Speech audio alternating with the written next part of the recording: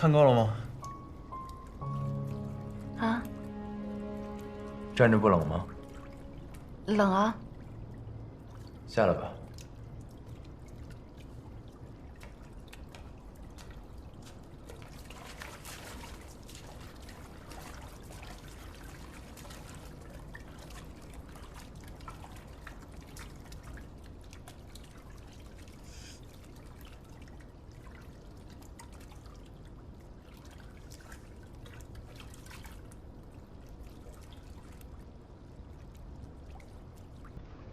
你今天为什么帮我喝酒？自作多情。那董思阳让你喝，你又不喝。我真喝多了，你还能走得了吗？走不了就不走了。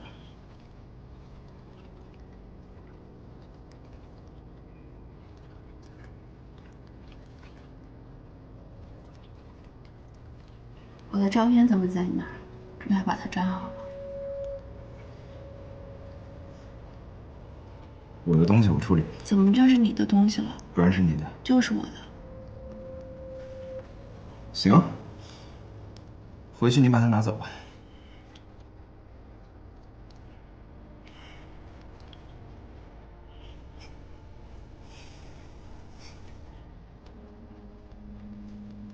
像个傻子。看到你这个样子，就想起在学校的时候，我去找你要作业，你在那个天台上的破躺椅上躺着，抬眼看我。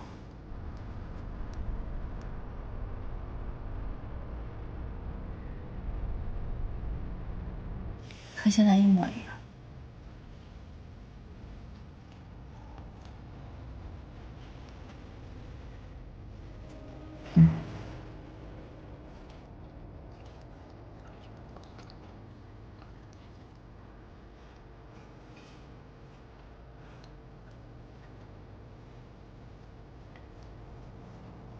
李寻，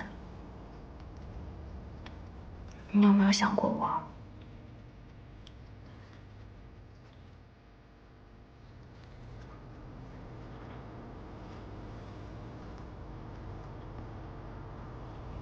我要是说没有呢？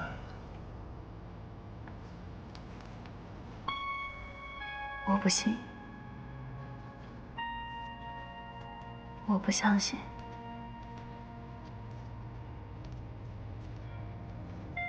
咱俩是不是没有可能了？你现在的心思全在公司上，你不提，我也不提。那以前的事情，我们就互相默认无视了吗？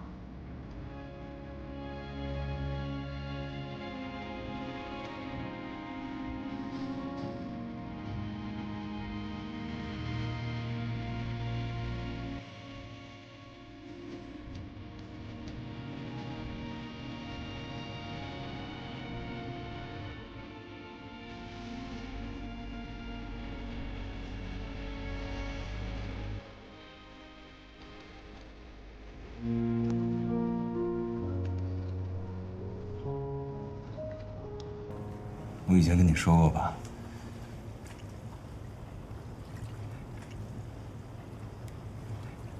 人不能太实诚，不然会吃亏的。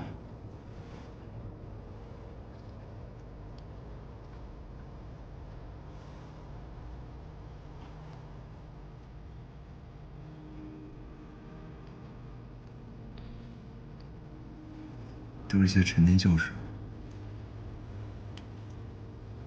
我早就忘了。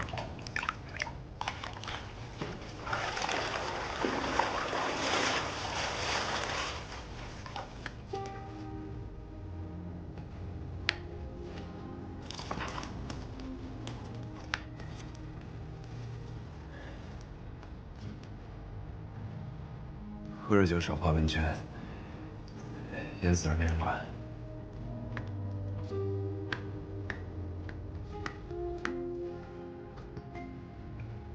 东扯西扯，没一句正经。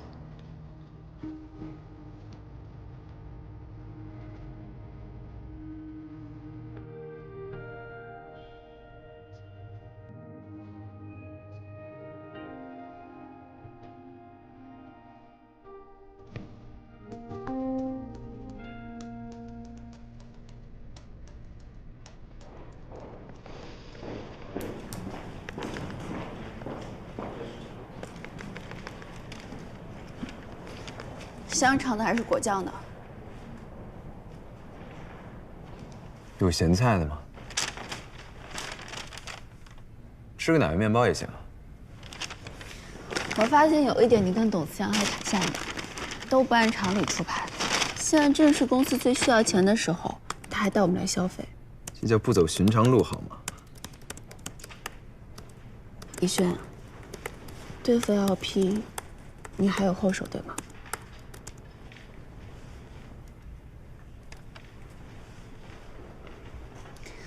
那天我碰到方志静了，他说他就是冲着我们来的。他说我们的游戏只有口碑没有收益，他只要随便动动手脚就能超过我们。我真的恨死他了，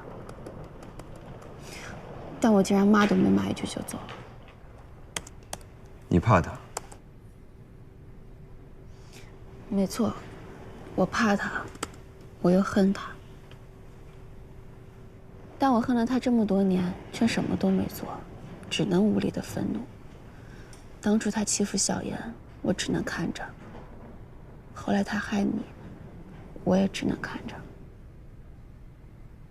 你不是怕方志静，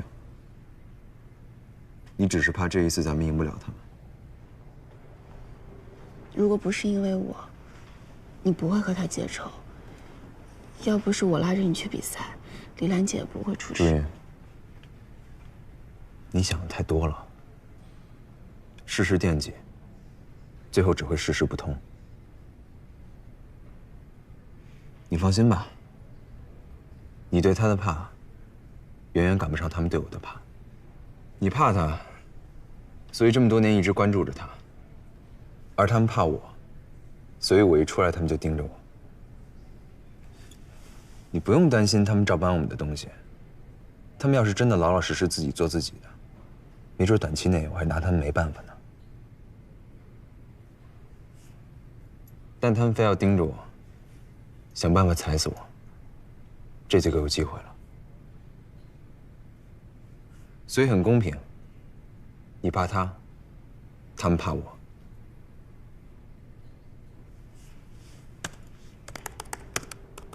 那你怕谁？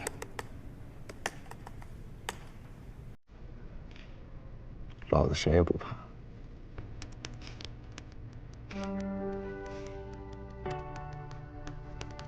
傻子。你没变。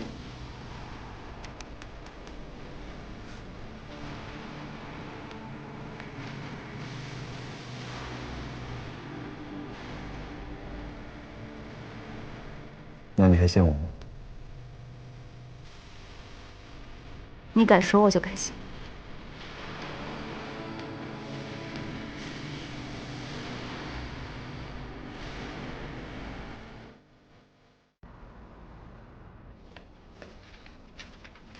靠，吃的够早了，这公司风气才天天向上啊！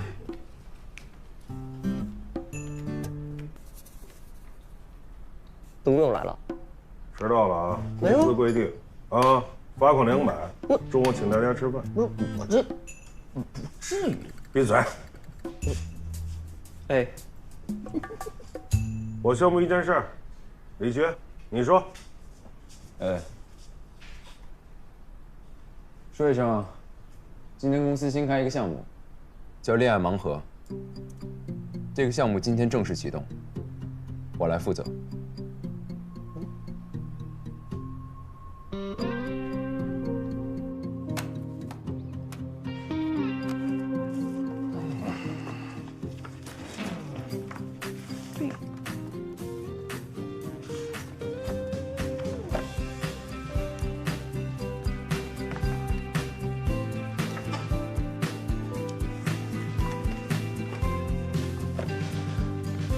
我看你这个策划案啊，我就提一条意见：你打圣旨了，你给我单面打，这边不要钱啊！那我们董总挣点钱容易把车都卖了啊！闭嘴吧！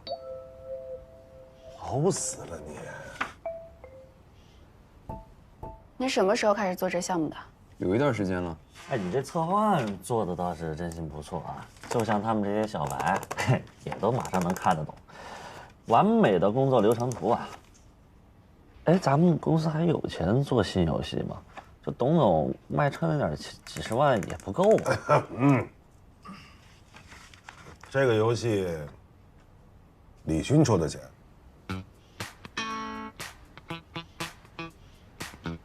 现在李勋是咱们公司最大的股东啊，哎，但是你们几个还是归我领导的。啊，那去。哎，李勋，说两句。直接看图文解释吧。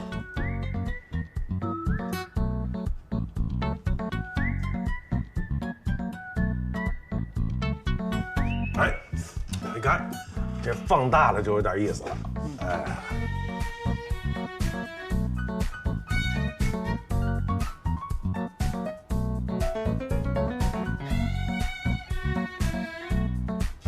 原来上次去咖啡厅是采风去了。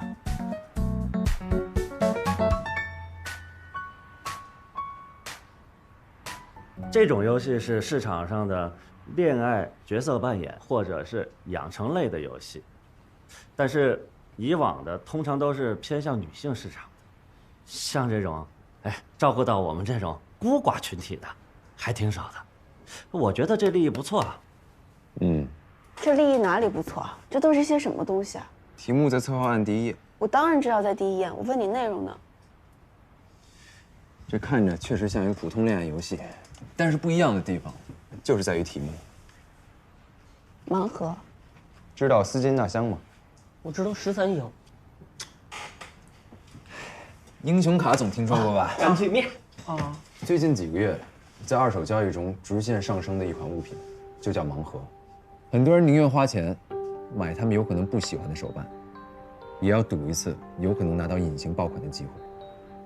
这个就是盲盒的心理基础。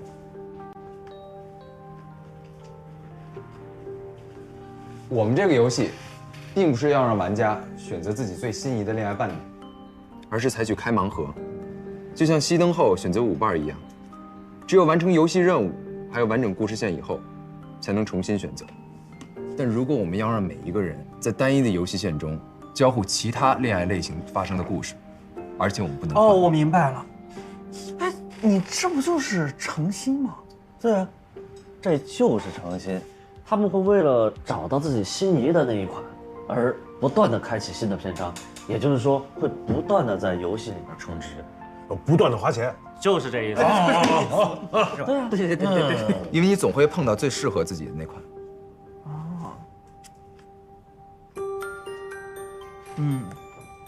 一个恋爱游戏而已，能扯出这么多道道。哎，董总，我觉得这游戏能火哎，能火？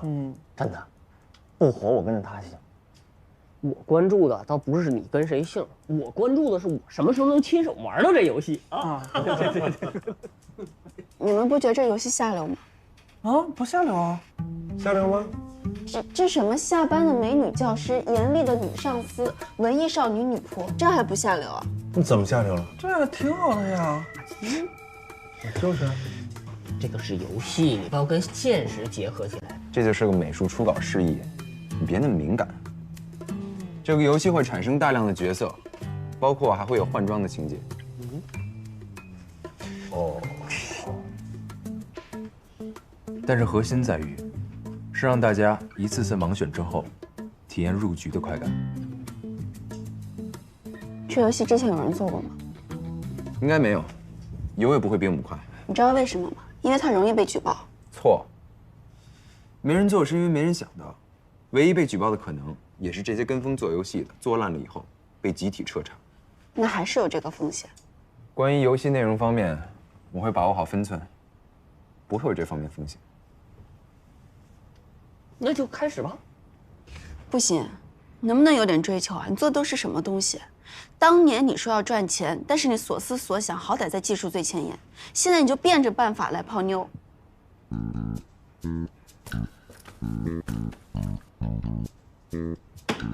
投票吧，觉得策划案没问题的举手。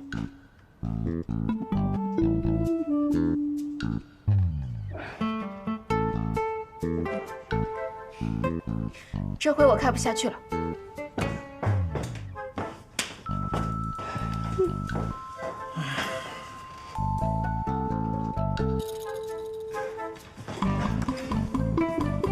真生气了？你们讨论起这种话题就这么高兴吗？你看郭小贱，平常看起来那么正经，刚刚笑成那个样子。至于吗？这就是个恋爱养成类游戏，没那么多价值观，别上纲上线的。你去开你的会去，我要忙了。别气了，开完会以后跟你解释。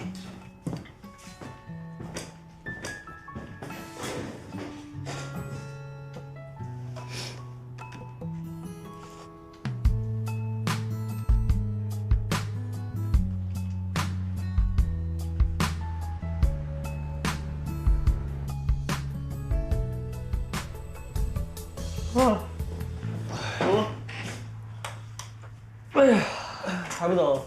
走，我们先走吧。随我走，关灯啊！好。爸，家门口开了一辆马甲，咱去马甲去。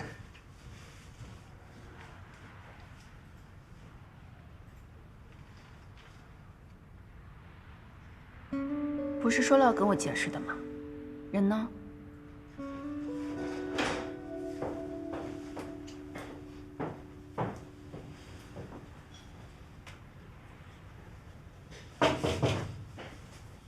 进。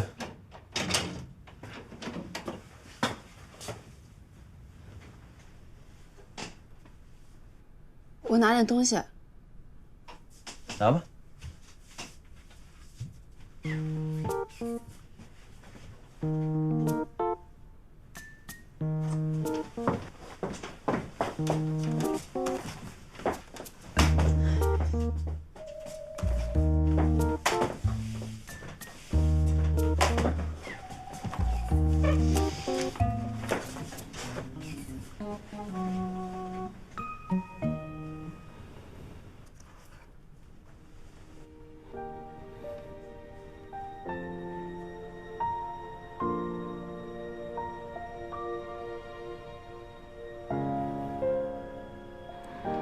脸怎么那么红啊？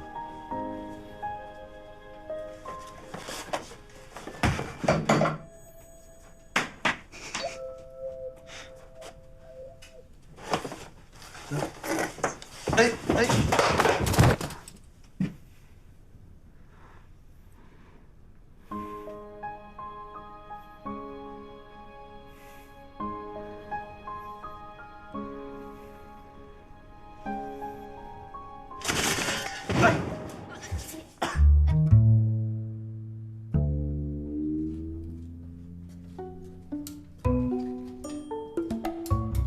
没事吧？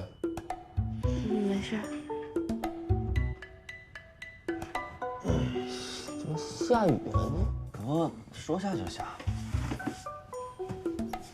拦不住了。哎呀，天要下雨，娘要嫁人啊！有道理。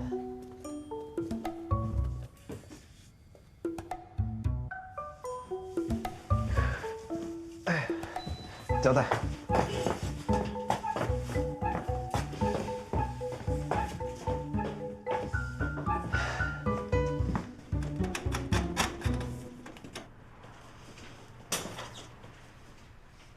你就打算拿这个游戏对付高建宏啊？嗯，就这个游戏。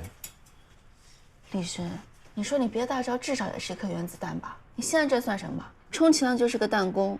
你这出山之作，真是让我大开眼界。这只能说明好的作品能激发人性。原子弹也好，弹弓也好，这都不重要。重要的是，我不需要打败他，我只需要让他害怕我打败他。你想好怎么办了是不是？会跟你说呢。你真是越来越像以前了，欠嗖嗖的。谢谢啊。你这个项目我是不会帮你的，你想都别想。嗯，我就是想跟你说这个。什么？你继续就行，踏踏实实的做你的无敌武将。公司想要立足，不仅要挣钱，还得有需要表明态度的东西。武将是公司的门面，你以后就知道了。什么意思啊？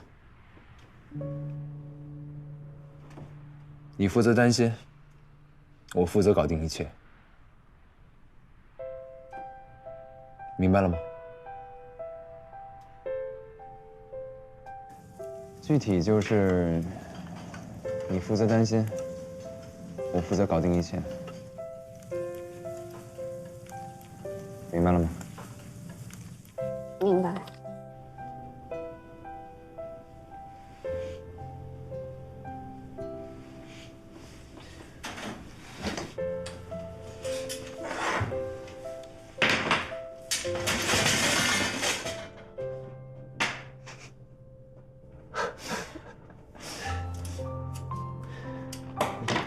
周末把时间空出来啊！干嘛？你把我床做塌了，得负责吧？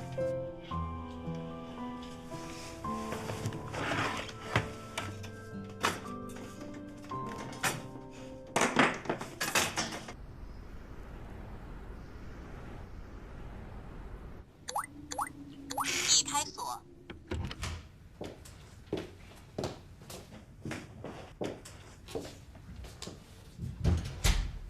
按你要求租的，2室1厅。这么大，那你可比扶余卓快多了。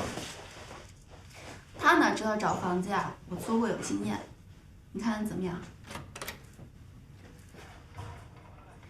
到时候给你个卡号，3个月交一次房租，房东在国外，安心住。你可以在这屋办公，把工作和休息分开。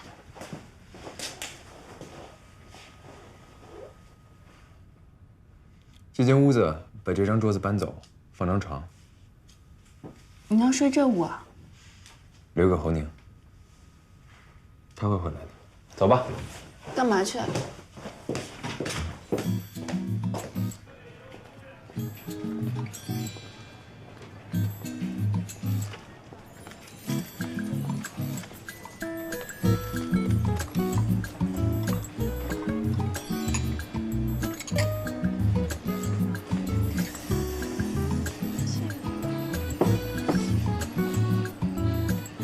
能不能给我一个？你那个腰算了吧，能不能不整钱？那1人1半。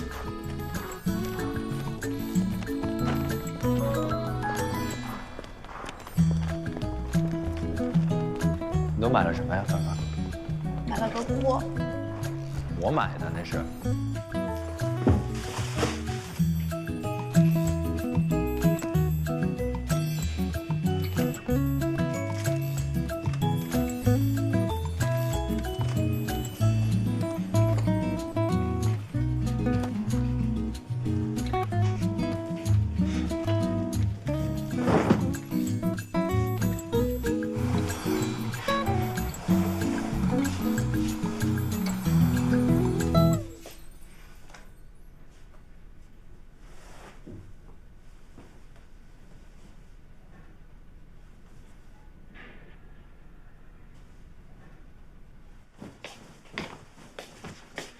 你这衬衫这么皱，当睡衣了。但你好像都没洗。不脏洗什么？我穿过呀。所以呢？所以，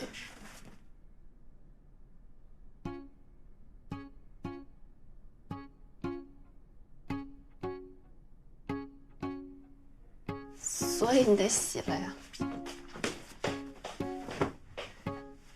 脸皮还挺薄。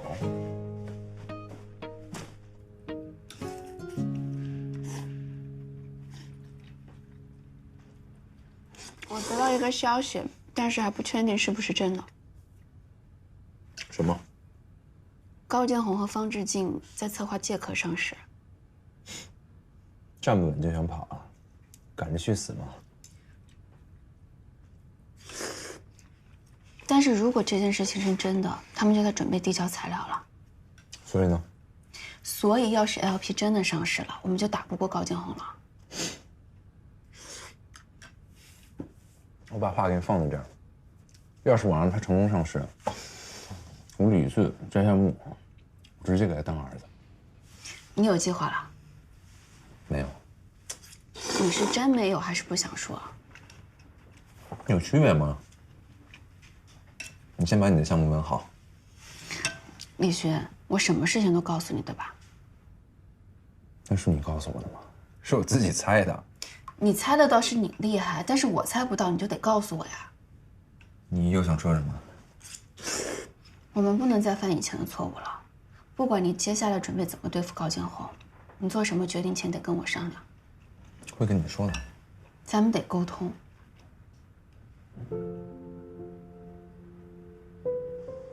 李寻，你不是一个人了，现在你和我得沟通。明白。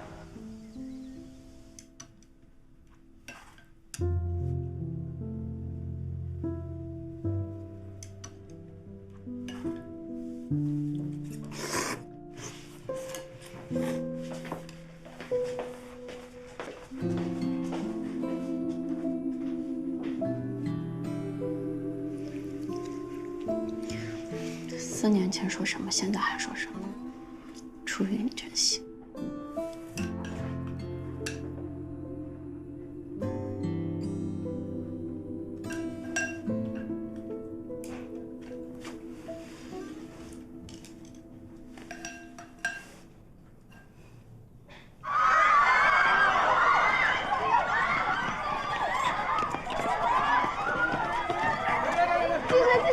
不好意思，我好喜欢刘诗的粉丝。金城，可以在这儿切一个吗？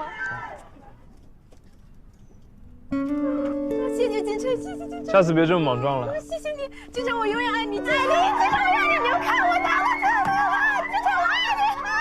我天哪，金城。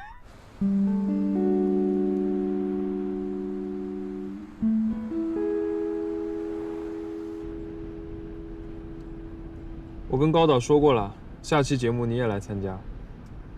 我是不会去录这些无聊综艺的。我已经答应高导了。你还记得你多久没好好写歌了吗？写歌？上个月那首单曲不是挺好的吗？那东西能叫歌啊？哎，是没什么区别，但粉丝喜欢不就好了？哎，销量榜第一，下载榜第一，这还不够好？别碰我！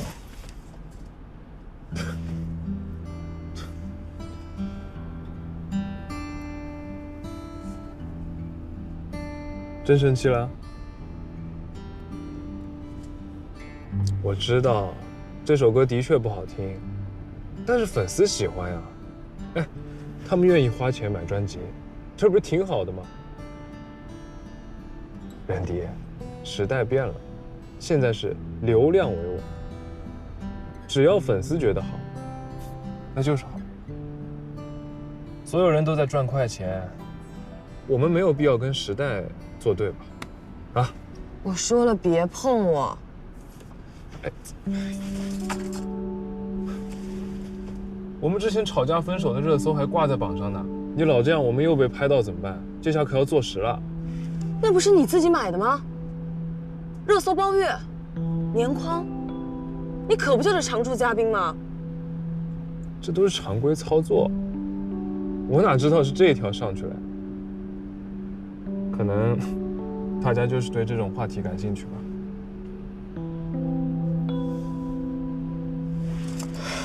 我告诉你，我是不会让青红成为一支只会炒作和写垃圾的乐队。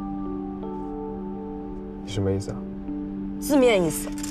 你想把我从青红撵出去？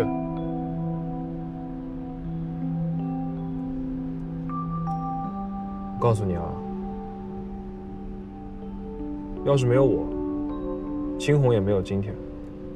以前青红是你任迪一个人的，你想让谁走就让谁走。现在可不行，我京城就是青红。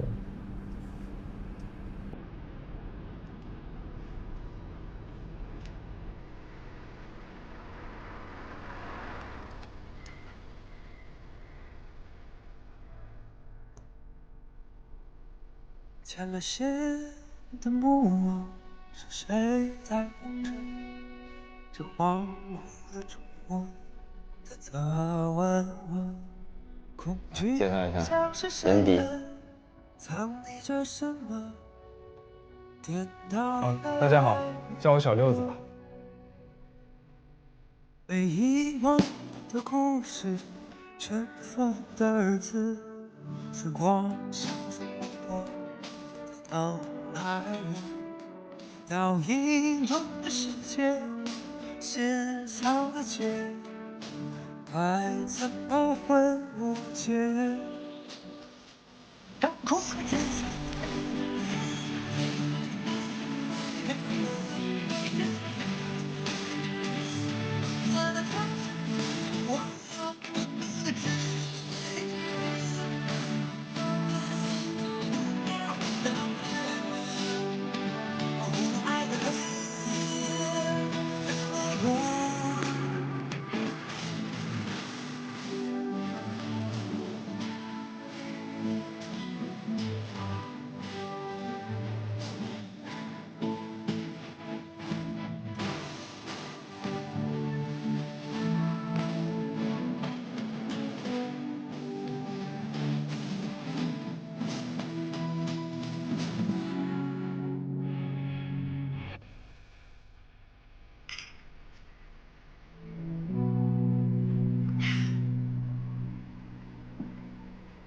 真火呀，都挂1天热搜了。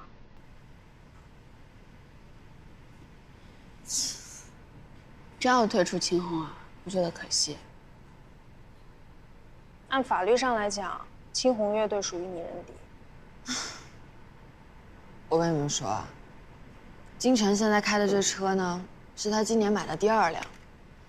算上他之前的那些，他现在一共有7辆车，其中5辆是红色。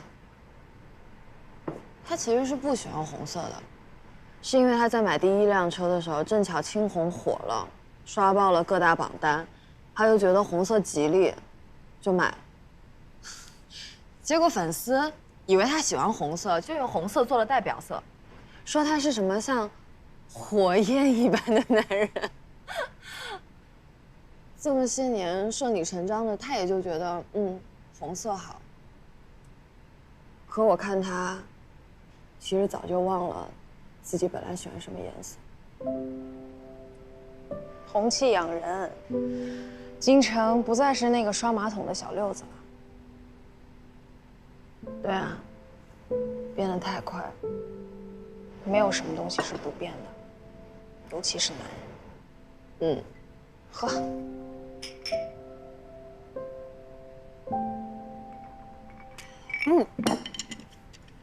你干嘛呀？还想再上一次热搜啊？人敌失恋。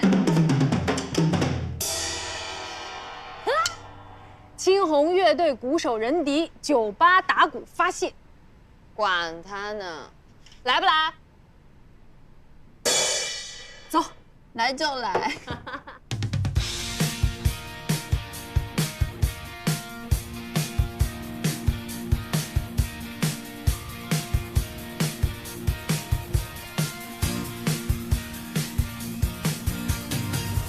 有种特别的力量一直都存在，有种特别的态度，什么都不依赖，出发倒计时1秒都不能再等待。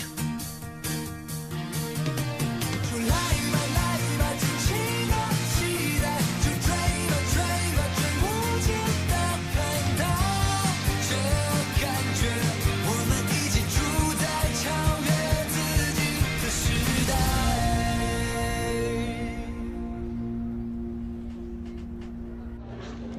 你好，这边请。李总，看这里。谢谢。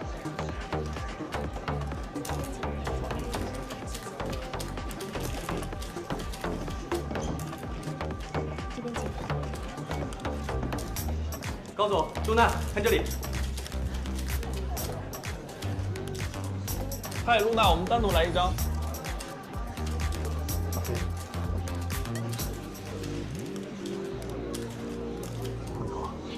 买 LP，这是我们行业的龙腾多多关照，多多关照。对，哎，年轻有为。你好，高总。好久不见。好久不见。好久不见。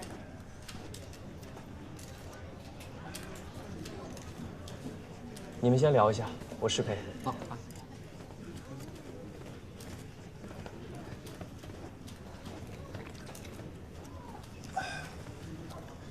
上次你在公安局见的那个人，查清楚了，他叫侯宁，是个黑客。他跟李寻是在监狱里面认识的，他这可是2进宫啊！上次入侵了一家上市网络公司，套了不少钱，被判了7年。网络公司都能黑进去，技术不错啊！哎，他出狱以后啊，一直跟李寻住在一起。上次他俩从公安局出来以后，大吵了一架，闹翻了。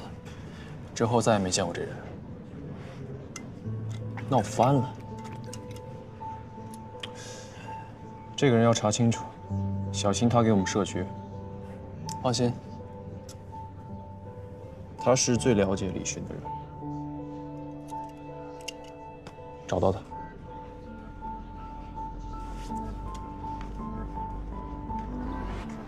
你跟李寻的项目跟得怎么样？你说起这事儿啊，神了！上周我们不是做这个跟随和派遣系统的吗？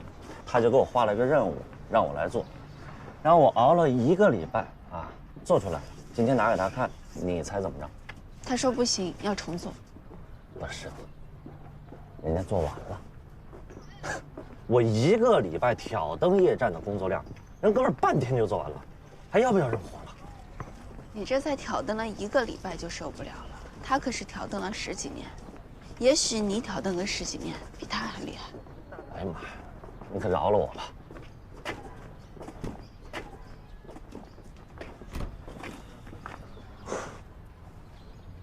修竹哥，那我先走。行。你怎么来了？你还记得我呀？我们已经半个多月没见了，知道吗？我单县城嘛，一工作起来就这样，知道了。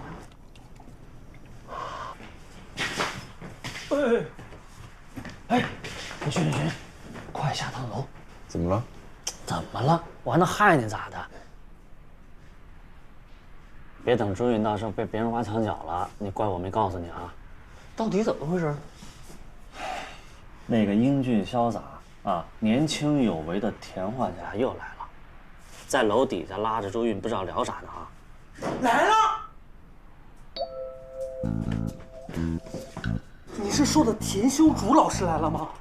跟你有关系吗？那你着急忙慌干嘛呀？那朱运又不跟你抢。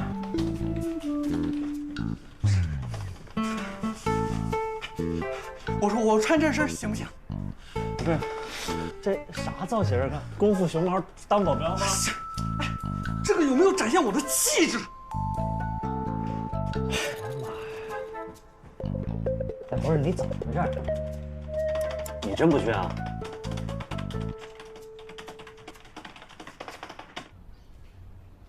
早知道画完海报你就不理我了，我当初就应该慢点画。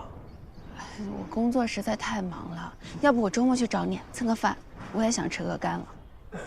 光说不练，你今天没空啊？我今天走不开。我今天也很忙的。田老师，田老师你来了啊！不好意思让你等这么久。没事没事，那我们上去吧。啊，好好，上楼上，来这儿去。我要去工作了，不要打扰我。走走。田老师，什么情况？这到底在搞什么？这边请，请。哎呀，您今天来的特别不巧，我们老板今天不在。哎，我给你们介绍一下啊，这是我们项目组长李寻组长。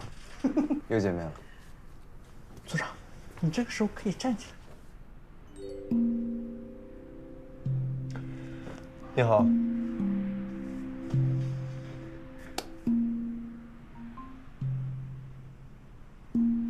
来吧，这边请。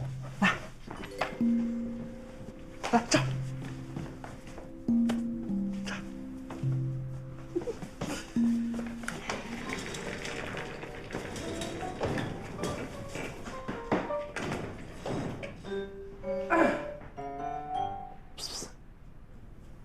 么情况？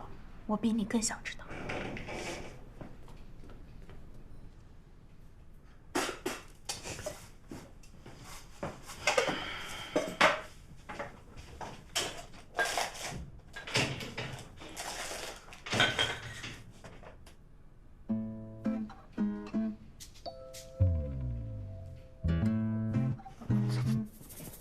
田秀竹是你找来的？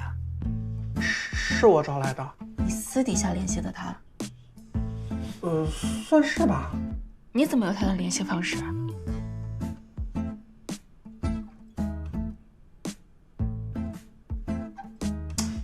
就是那个李组长那个给的策划案上，美术要求那也不是得留个邮箱吗？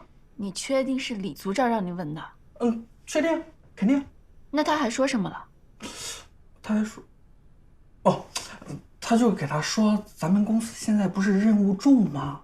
就关于那个项目美术风格的事儿，到现在都没定。如果再不定的话，第一超支，第二，咱公司上下都得加班，尤其是周组长。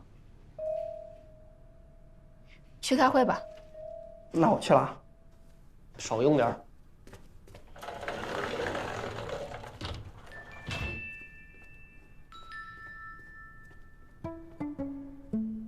我想起来了，之前你们李组长让我把田修竹画的第2版海报邮件转发给他，我还以为他想看看效果，没想到套路这么深。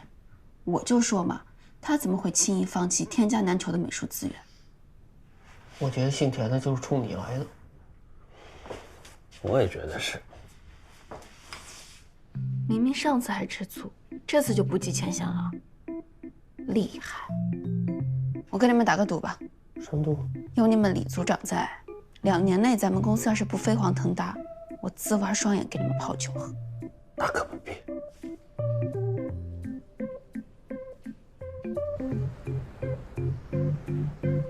怎么开了这么久？到底说了什么？还没完没了了。哎，我觉得他没什么异常啊，要不知道的还以为他们是亲密战友呢。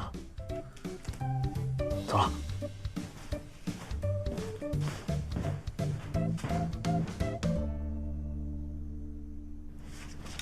来，田老师，喝杯茶。辛苦了。怎么是我辛苦了？啊，我辛苦了。一起走吧，我去那儿蹭个饭。你今晚不是没空吗？我请假了。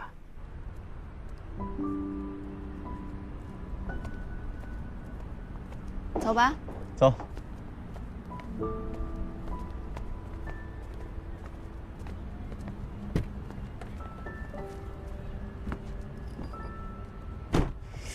你们今天开会都说什么？啊，就是谈了一下这个游戏的美术风格，然后几个主要人物的设定我来帮你们做。哎，你们这个游戏真的不错啊，除了各个场景人物，还有不同的时代。如果每一种都能体验一下的话，我估计很多人会抱着它结婚。你不是艺术家吗？你也喜欢这种游戏？我是艺术家，但我不是修道士。假如有一款游戏让你开盲盒，你永远不会知道你下一个会和什么样的人一起度过一段什么样的旅程，你会不喜欢？不喜欢，没兴趣。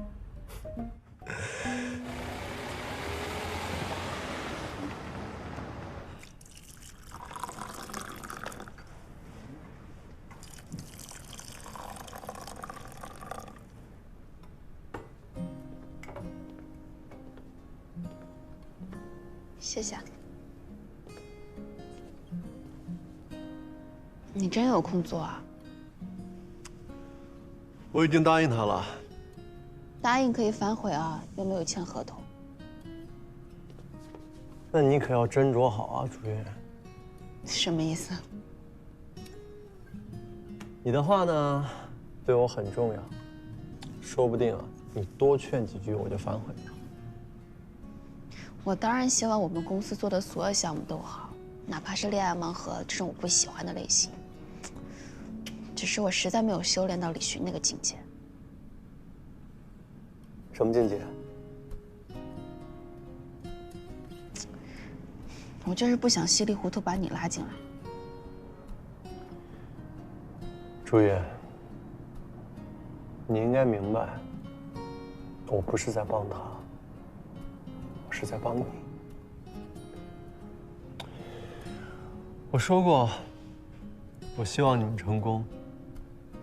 况且呢，这个工作对我来说很简单，你们成功的越早，我们就能越早离开这里。我不想你耗死在这儿。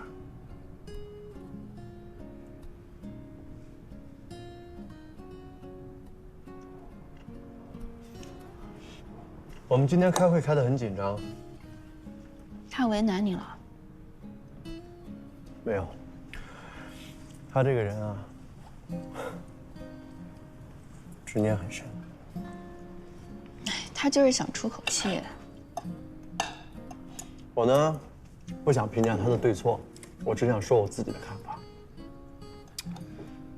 我知道，他对事情还是挺执着的，但是没想到这种程度。我觉得他现在的健康有很严重的问题，全凭一口气在这儿撑着。他怎么了？啊，也没有特别的严重，就是缺乏休息。他以前就这样，总是不休息。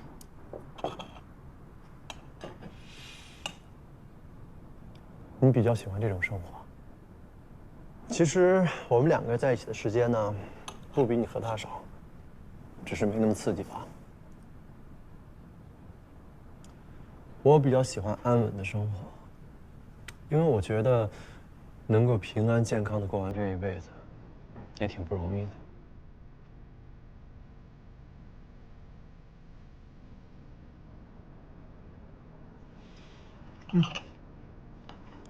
我明年底要去法国开发展，我希望你陪我一块儿去。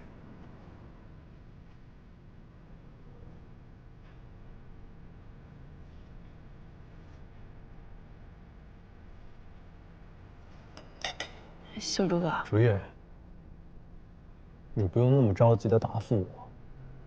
未来的事情，谁都说不好。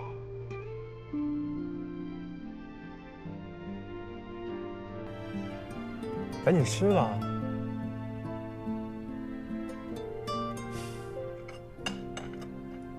多吃一点。好。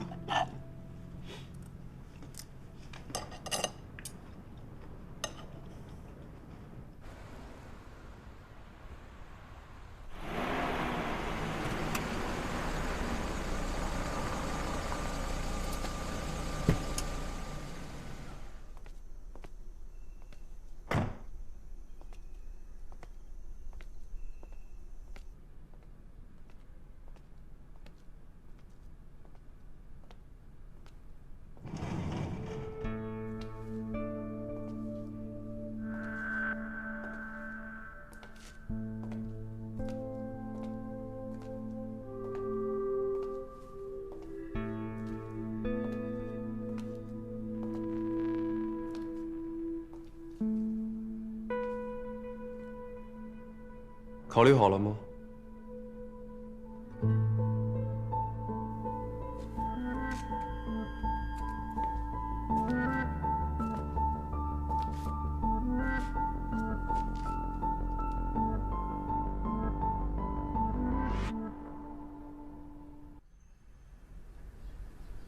起床啦！这才几点啊？几点？都10点多了。那这好不容易周末，就不能让我睡个懒觉？睡什么懒觉呀？中午家里还招待客人呢。怎么不出去吃啊？你在外面的饭还没吃够啊？快起来！哎，有没有叫修竹啊？没有。怎么不叫人家呢？这咱们自己家里人吃饭，叫他干嘛呀？他什么身份？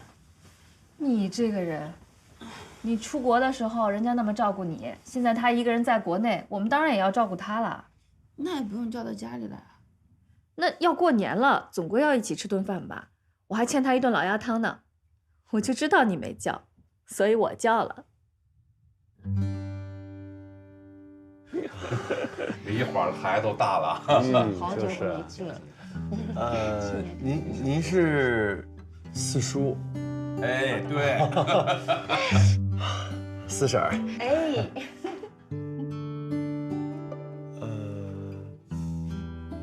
您是二舅妈。哎呀，你看啊，我们中国人呐，还是最注重亲情。这一大家子坐在一块儿吃个饭，和和美美的，多好呀！妈，你说这个干嘛？跟人家什么关系啊？哎，坐一块儿就是一家人嘛，万一认错了，将来要闹笑话的。这是什么时候就成一家人了？对呀，这是当然是一家人了。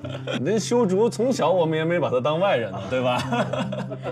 来，开一个，来干杯，干杯！开心。修竹啊，我听说你明年要在法国办画展了，带上月月一起去吧。我已经邀请他了。怎么？那你同意了吗？一块儿去吗？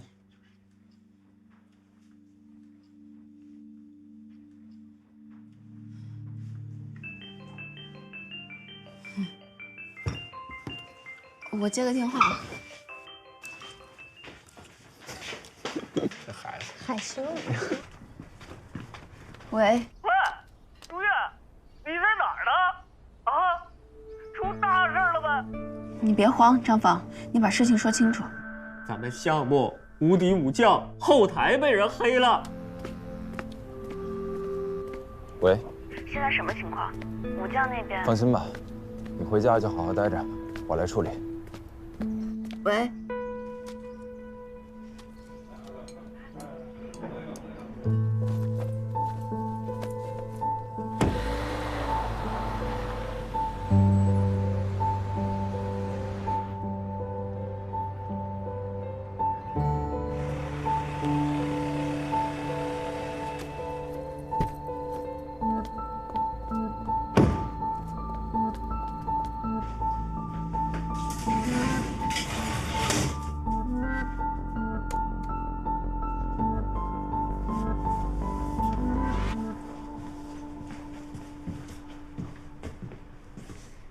还说没问题？你都打算住公司了？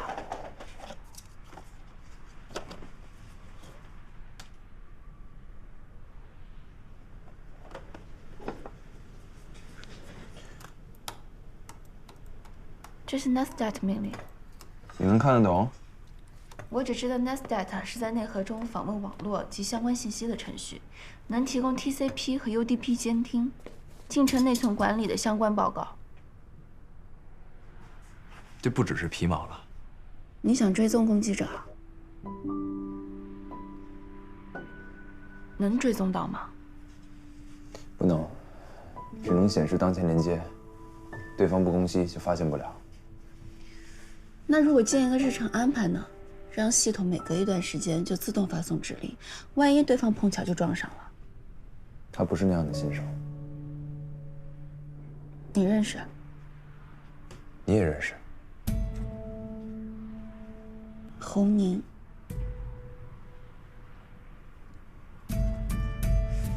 我报警。别报警了。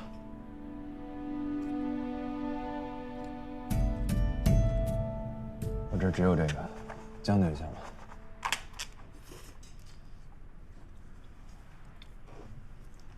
这侯宁怎么还是这么不老实？那你看我老实吗？我是就事论事，不是影射你。我理解你对他的看法，但你们本来就不一样。有什么不一样啊？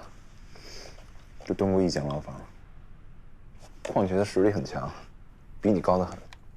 那实力强最好了呀！你把他拉入伙吧，你们俩加上董思阳，咱们公司就改名叫改造者联盟。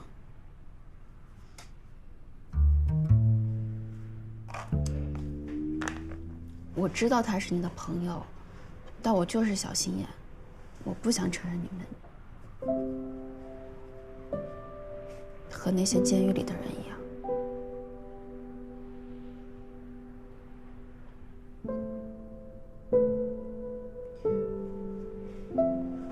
一开始学计算机是被我妈塞过去的，但我真正喜欢上编程，是因为你。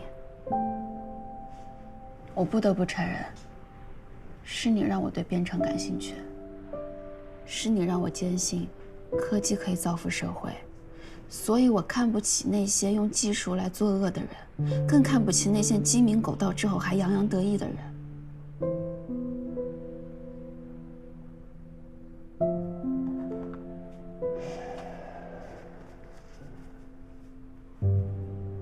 红英进去是有原因的，他性格孤僻，小的时候被欺负得很厉害。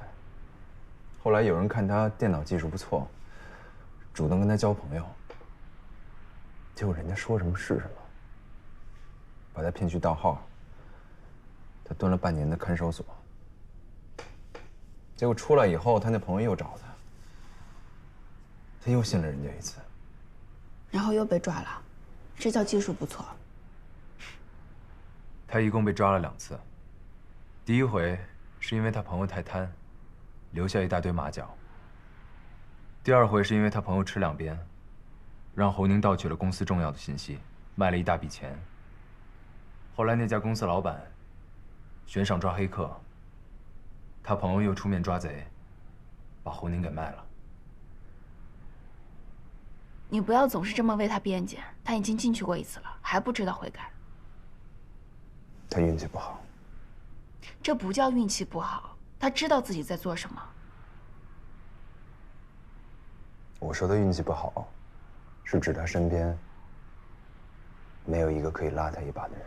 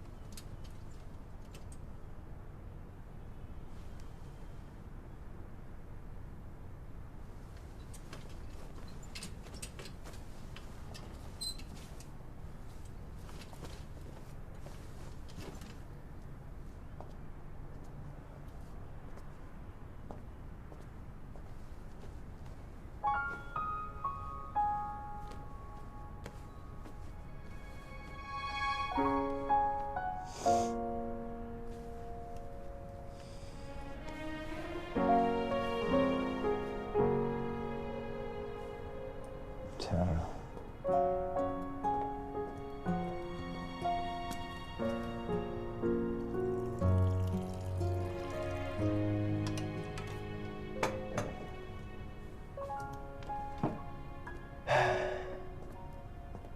喝点水。腿麻了。不舒服啊？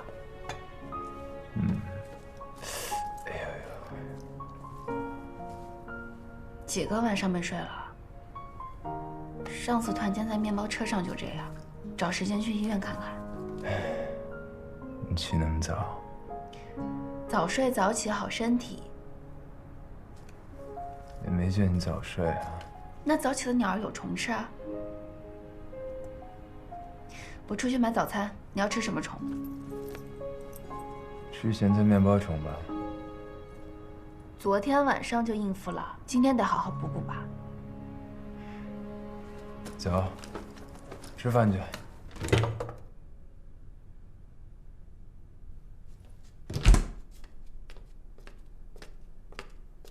你都是靠光合作用活着的，什么都没有吃什么。你想吃红烧牛肉，还是香菇炖鸡啊？你厨艺这么优秀的，除了方便面，你不会吃别的了？你做我就吃，你敢吃我就敢做，你敢做我就敢吃。哎，你好，你点的菜到了。谢谢。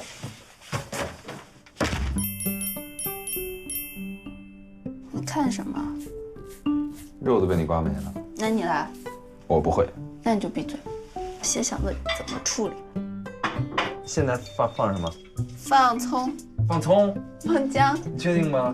你之前都怎么活的呀？你不是也不会吗？我不会正常啊。监狱包吃包住，以前这些事儿都是侯宁做。你说给侯宁点钱能处理吗？你觉得他是为了钱吗？还挺有风骨。再说，你那小破油器有什么钱啊？哎，你别趁机拉踩我的游戏啊！他就是不甘心我不管他了。他又不是小孩子了，还要哄。确实像个小孩。那怎么办呀？我试着联系他吧。他黑后台拿的数据多吗？咱们的系统在他面前就像一坨豆腐一样，什么时候入侵，破坏到什么程度，全看他心情。我身份？什么是身份？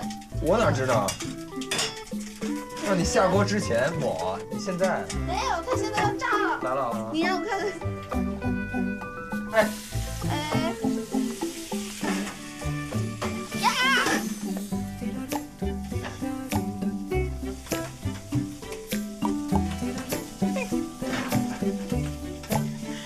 没开。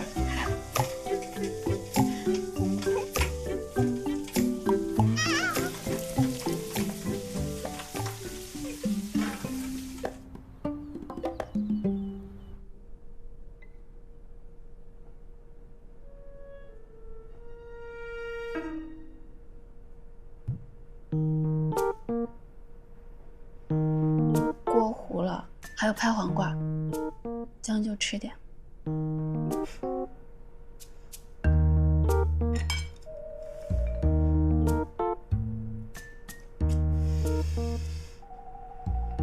怎么样？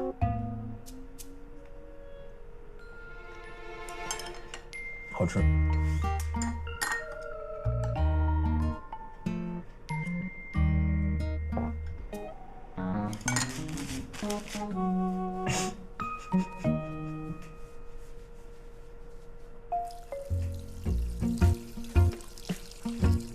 红烧牛肉还是香菇炖鸡？是个问题。你想好怎么处理了吗？没有。那你再想想。想好了。没办法。那你别吃了，吃了也是浪费。张峰说的没错，你就是个吃干饭。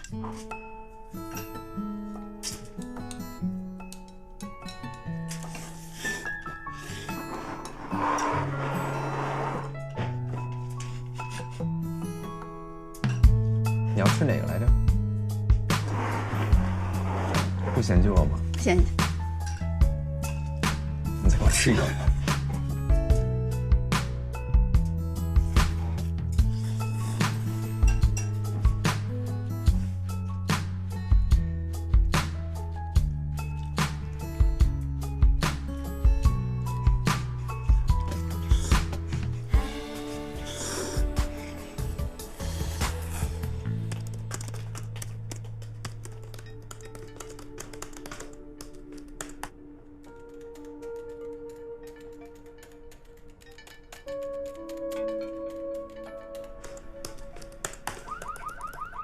侯宁，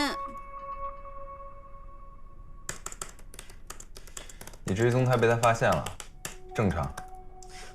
那他还给我翻译，他是觉得我看不懂英文啊？正是用户体验呗。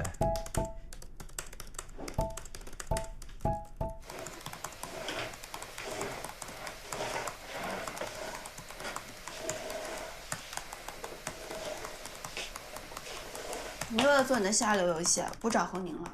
不找了。不找了？找也找不到啊，瞎浪费时间。那要是他再攻击呢？来就来呗，怕什么呀？又不是我的项目。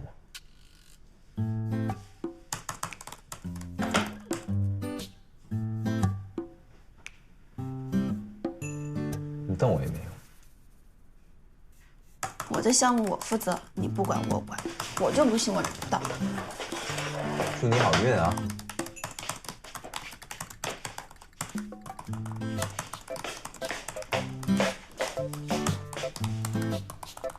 那你给我个大概的方向。你还会认怂啊？那本来就是你招惹来的呀。哎呦，我发现你真变了不少哎！你原来敢这么跟我说话吗？那兔子急了也咬人啊。是啊，狗急了还会跳墙的。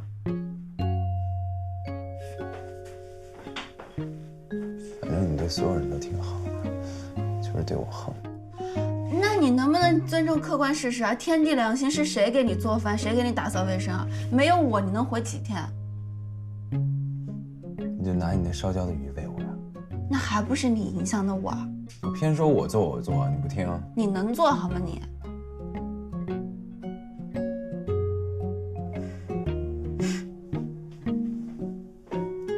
行，我送你下楼。还没付工资呢。还没付工资啊？嗯。你还想要工资啊？是啊。想要多少钱？多少钱1个小时？50够吗？差不多。走啊。走就走。衣服没拿，哎，回来，衣服没拿。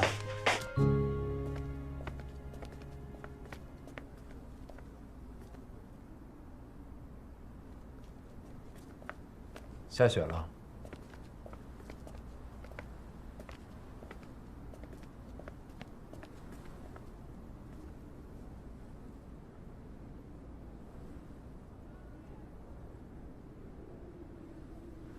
这么冷，你别送了，先上去吧。不冷。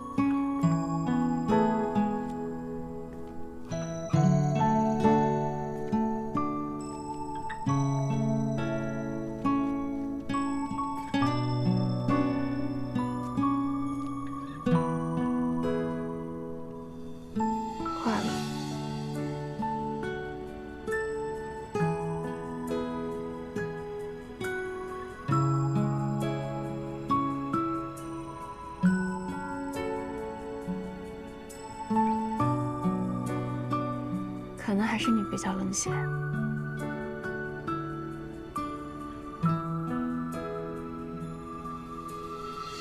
李璇，你有没有什么梦想？那就继续这样吧。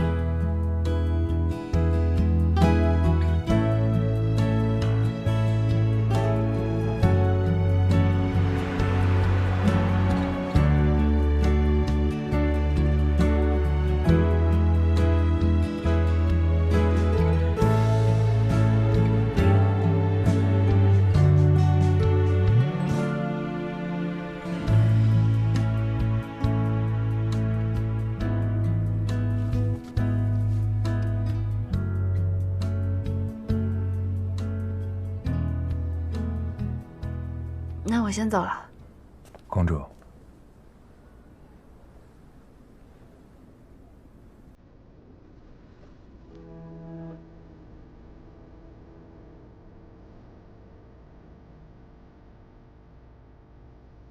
我宣布一下啊，这位是我请来的公主。你干嘛要叫我公主？那叫你什么？李璇，你觉得什么样的人才能叫做公主啊？首先，得有一双清高的眼睛，再来，就是一颗天真又脆弱的心。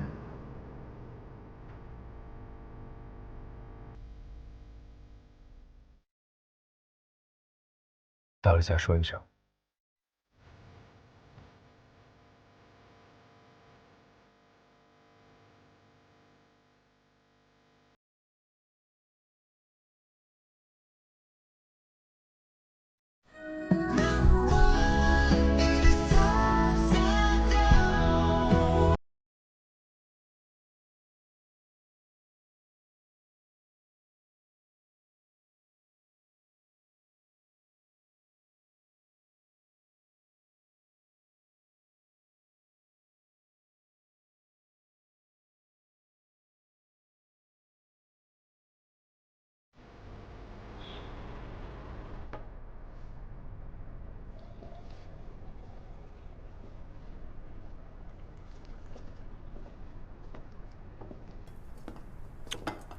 黑咱们的人找着了吗？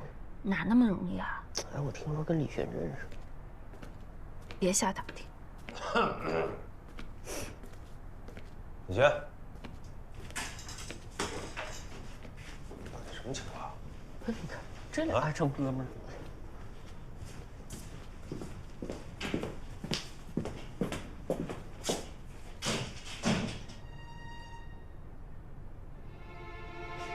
你说他俩研究什么呢？这还不好猜。你想，现在公司最棘手的是什么事儿？黑客。李寻这小子会找人，找到董总，黑客基本上跑不掉了。这董总又不会电脑，他怎么抓？你呀，就是脑筋太死板。你想想，董总是什么人？只要给他电话和照片，这个城市没有他找不到的人。那李寻怎么不开始就找董总啊？他可能也怕董总真找到了，不知道会怎么处理吧？什么意思啊？董总平时跟咱们就是玩玩闹闹，他这人要真发起火来，会怎么样？他可是董总啊！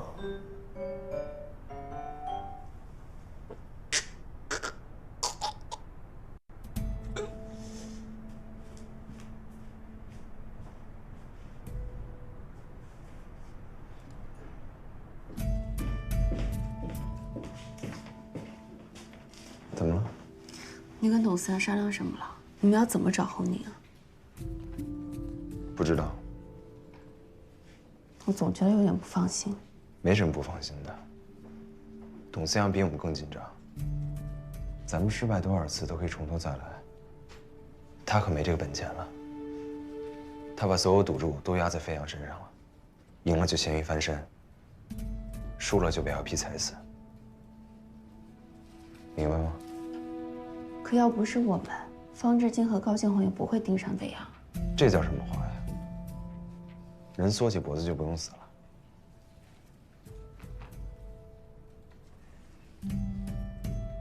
你记住了，这世上一共就2条路，一条等死的路，一条找死的路。董思阳不是等死的人，我们也不是，所以你放心。他会找到侯宁的。我最担心的就是这个。张放说，董总要是真的生气了，少听那个大嘴巴胡说。董思阳有分寸的。你不要再做傻事啊！管好你自己的事儿，别想东想西的。这不就是我的事啊？